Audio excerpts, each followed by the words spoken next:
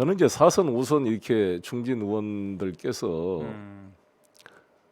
사실 이번에 우리가 대선에 패배하고 나면 다음에 총선에 출마할 수 있을까요? 네.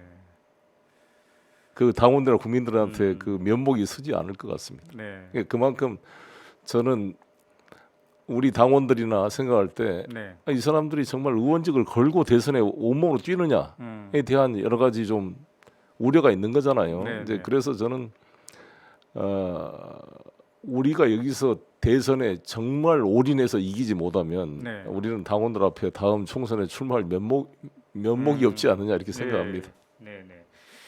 자, 여러분은 지금 오마이TV를 생중계로 함께하고 계십니다. 오연호가 묻다 코너, 오연호가 묻고 송영길 민주당 대표가 답하다 코너에 함께하고 계십니다.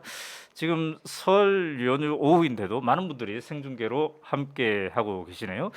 자, 오늘은 1부에는 송영길 대표가 그리는 대선의 큰 그림에 대한 얘기를 할 거고요. 2부에는 옆에서 본 이재명 후보, 당대표이다 보니까 그 누구보다도 이재명 후보를 옆에서 지켜보고 있을 텐데요. 인간적인 모습 또 전략가로서의 모습을 함께 나눠보도록 하겠습니다. 자, 이제 오연호가 묻다 코너에는 큰 그림을 그리는 분들, 판을 크게 보는 분들을 가급적 초청해서 이야기를 들어보려고 하는데요. 오전에 이 자리에 왔던 그 리얼미터의 이택수 대표가 이런 얘기를 했습니다. 진보 쪽은 기본적으로 기울어진 운동장에서 대선을 치렀다. 역사적으로 보면. 그렇습니다. 예. 그래서 이번도 만만치 않는 구도다. 구도 자체가. 그래서 윤석열 대 반윤석열 구도를 만들 필요가 있다. 네. 따라서 김동연, 심상정, 안철수 이런 분들하고도 좋은 관계를 좀 유지해야 되지 않겠는가 이런 얘기를 했습니다. 네. 어떻습니까? 지금 큰 그림을 그리고 계신 분의 입장에서 이 구도를 변화시키기 위해서 기존에 있었던 다른 후보들과의 관계 정립, 새로운 정립 이런 걸 좀 고민하고 계시나요? 어떤가요? 사실 연립정부 개념이 필요합니다. 네. 우리가 지난번 문재인 대통령께서 당선될 때도 41% 정도였잖아요. 네, 네. 50%를 못 넘었어요. 네. 그럼 국민 60%가 지지하지 않은 거 아닙니까? 41% 지지로 된 거란 말이에요. 다자구도 때는 그렇습니다. 네. 그러면 그때 촛불 연대, 네. 그러니까 탄핵에 동참했던 그 세력 간의 그 연립 정부 구상이 좀 더 전 진지하게 논의됐어야 되지 않는가. 그때는 제가 당 대표도 아니고 그 주도할 네. 입장이 아니어서 네, 네. 그 논의에 관여하기에 한계가 있었지만 네. 돌이켜 보면 그런 아쉬움이 있거든요. 근데 우리도 지금 그렇잖아요. 다 지금 40% 지지대로 네. 대통령이 되는 결선 투표가 없는 대한민국 대통령 구조화에서 네. 나중엔 대통령 선거도 결선 투표 도입 문제를 심각하게 논의를 해야 한다고 봅니다. 네. 그러니까 이 연립이 안 되니까 취약한 정통성이 취약한 정부가 들어서면은 네. 국정을 수행하는데 동력이 음, 이 만들기가 좀 제 한계가 있잖아요. 네. 그리고 지금도 저는 그러한 열린 자세로 고민을 해야 되는 거라고 보여집니다. 저는 일리가 있는 고민이라고 봅니다. 네. 근데 지금 대통령제 하에서 그러면 이 결선 투표도 없는 마당에 어떻게 연립이라는 게 가능할 것인가? 그 고리가 나는 책임 총리제다 이렇게 생각합니다. 책임 총리제. 이 책임 총리제는 헌법을 개정하지 않고도 저는 할 수 있다고 보거든요. 네. 찬반 논란 있습니다만 제 네. 주장은 정부 조직법을 개정해서 아니 국회법을 개정하든지 해서 국무총리를 국회 추천을 통해 대통령이 아하. 지정하고 국회의 동의를 최종 받는다. 네, 네. 이렇게 하게 되면 네. 현행 헌법을 거슬린 건 아닙니다. 단지 대통령이 총리를 지명하기 전에 국회 추천 절차가 들어가는 거죠. 네. 이거 가지고 위헌이 아니냐 논란이 있지만 오히려 나는 헌법을 완성시키는 행위다. 왜냐하면 아하. 우리나라 헌법은 내각제적 요소인 국무총리 제도라는 게 있는데 네. 국무총리 제도가 사실상은 이 장식용 이잖아요. 네. 대독 총리, 의전 총리. 네, 네, 네. 나는 총리가 대정부 질문에서 답변할 때마다 흥부 생각이 나요. 돈 받고 대신 내맞아 주는 사람. 네. 그러니까 이게 실질적인 책임 총리가 되려면 네. 국회 추천을 받아 대통령이 임명하면 그 총리가 국무위원 임명 제청권을 제대로 행사하게 해야죠. 네. 근데 지금까지는 총리가 국무위원 임명 제청권을 제대로 행사한 경우가 거의 없었습니다. 보통 역대 정권들이 총리와 장관을 동시에 임명 발표를 해버리고 네.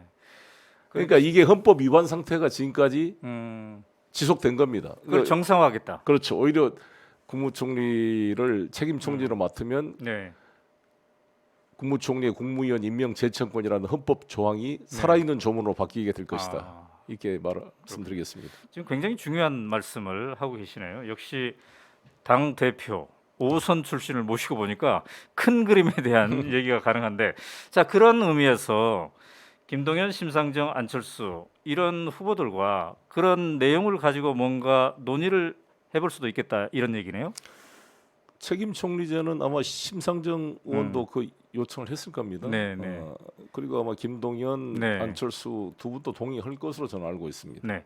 자, 제가 알기로는 이제 김동연 후보 쪽에서는 네.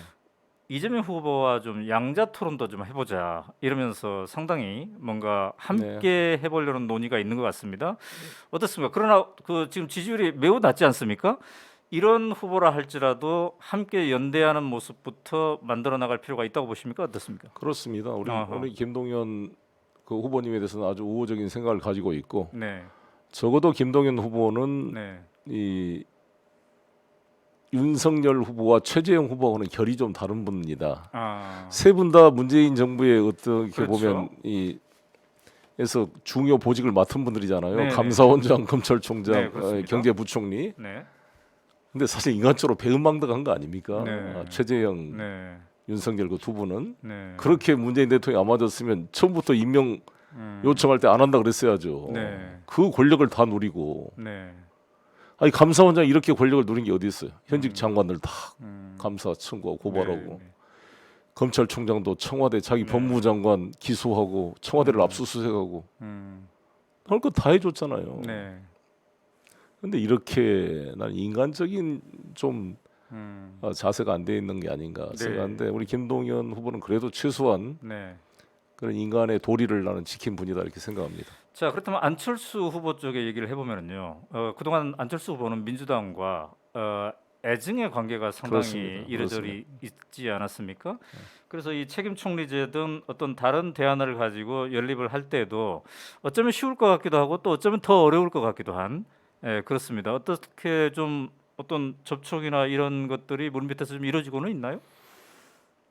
뭐 다 언론을 통해서 서로 간에 간접 대화를 하고 있는 거 아니겠습니까? 근데 안철수 후보는 네. 이제 제가 일관되게 안철수 네. 후보가 가지고 있는 과학기술 음, 선진 대한민국을 만든 구상에 대해서 네, 윤석열 후보보다는 우리 이재명 후보가 훨씬 열린 자세를 가지고 있고 또 코드가 맞을 것이다. 아, 그래서 우리 이재명 후보께서 네, 과학기술 부총리제 도입을 공약으로 아하. 제시를 했고 네, 훨씬 더 사실 이 종합 행정을 해본 경험이 있기 때문에 네. 저는 정책적 방향에서 훨씬 더 같이 이 공감을 갖기가 더 낫다 이렇게 봅니다. 윤석열 후보는 사실 써준 거 있는 거지 과학기술에서 알겠어요. 네. 맨 검찰 수사한 것만 아는 거지. 네, 뭐 경제 물어보면 내가 수사해 봐서 아는데 이런 거잖아요. 다. 네.